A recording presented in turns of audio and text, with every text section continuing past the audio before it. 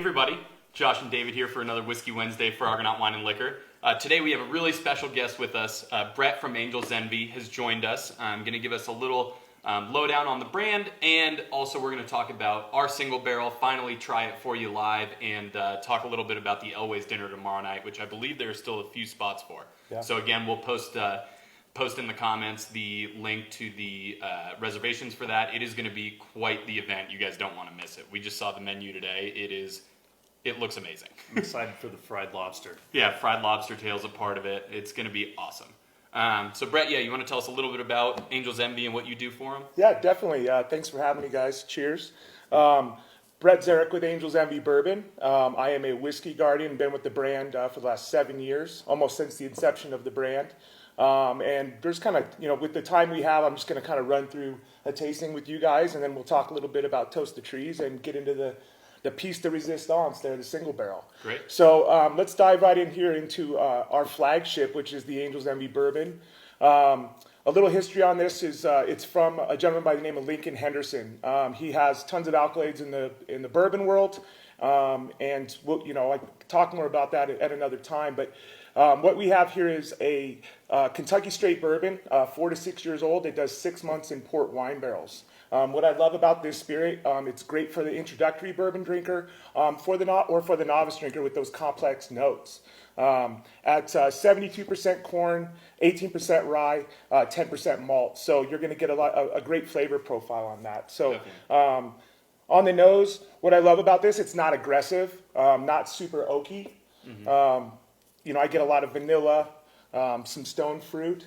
Definitely like some darker fruit notes, almost like a stewed plum thing going on, kind of, that you get off the port barrel. 100%. Definitely a lot of oak, though, too. I mean, that's, yeah. What I really love about this is that port wine finish. It's everlasting. When you drink a normal bourbon, I think it kind of hits a peak. You get the flavor notes and it dissipates. This leaves a wonderful mouthfeel and just a really enjoyable spirit. Yeah, that's what I was going to say. The mouthfeel on this is really cool. And it's super smooth. There's like no hugs, so it's something you can kind of even just let sit in your mouth and sit on your tongue for longer than you would, with some high proof stuff or whatever, where you kind of need to get it down.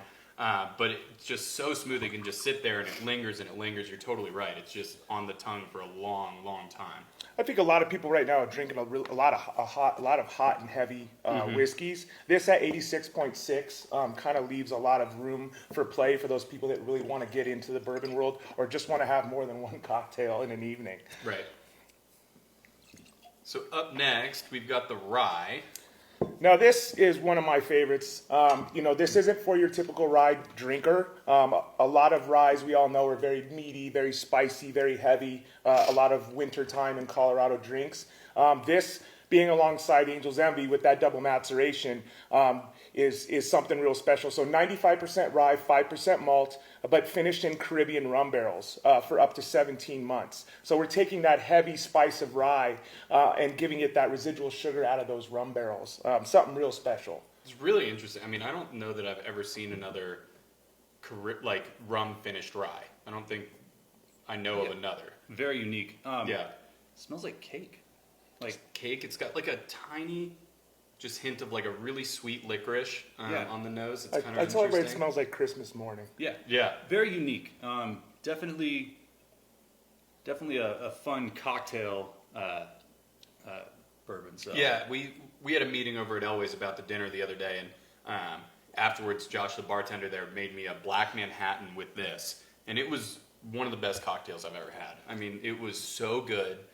The sweetness of this played really well with, I don't know which liqueur you used to make it a Black Manhattan, but you can use a bunch of different ones. But the bitterness of that playing with the sweetness of this was amazing. Keep in mind, this is a 100 proof spirit too, and does not drink like a 100 proof spirit whatsoever. This is really easy to drink. You get the sweetness, on the palate, but definitely still has a little bit of that spice. So right on the back, really fun. Mm-hmm. All right. Both of these are on the shelf right now at Argonaut, so you can definitely find those. And then the special thing we've been hyping up for a long time here on Whiskey Wednesday. This is our Angel's Envy single barrel. So this is part of the first set of these ever to come out, right? Yeah, you guys are actually the first in Colorado to have an Angel's Envy single barrel on the shelf. I'm super excited to be a part of this, not only with Angel's Envy, but with Argonaut. You guys have been a great support to the brand, so Yeah, cheers. cheers. Oh, man. Man, that is delicious. Ooh.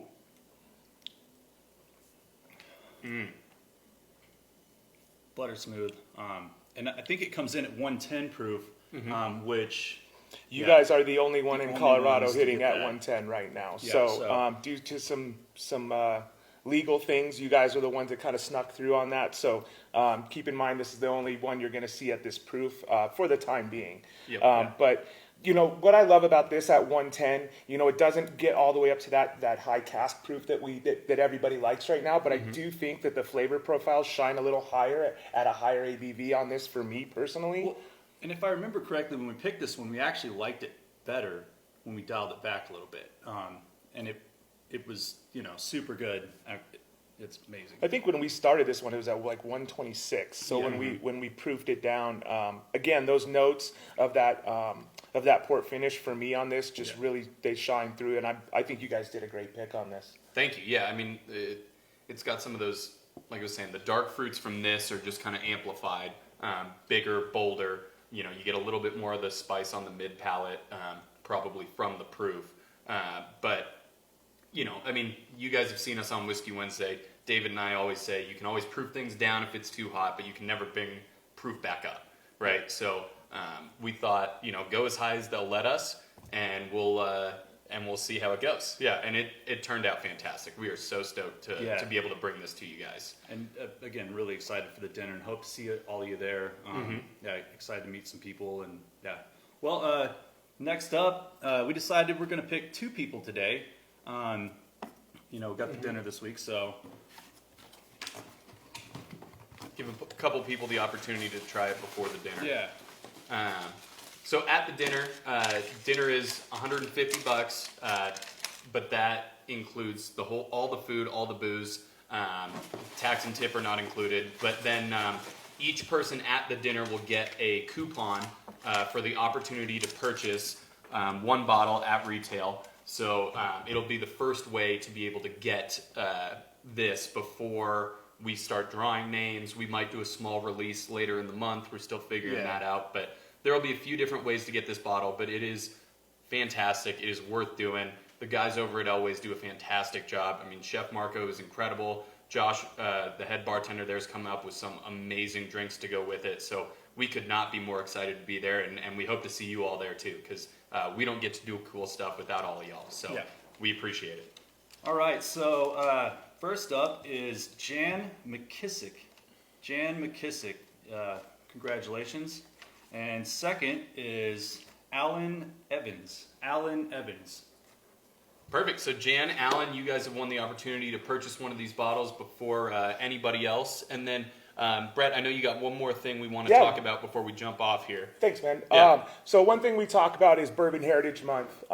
Something that we do as a big activation with Angel's Envy for the month of September, which we've now stretched out through August, is called Toast the Trees. So on these steps here, you'll see this. Anyone that purchases an Angel's Envy bottle, makes a cocktail, takes a picture, and posts it to your social media with the hashtag Toast the Trees, we will plant 1 oak tree in the month of August and September.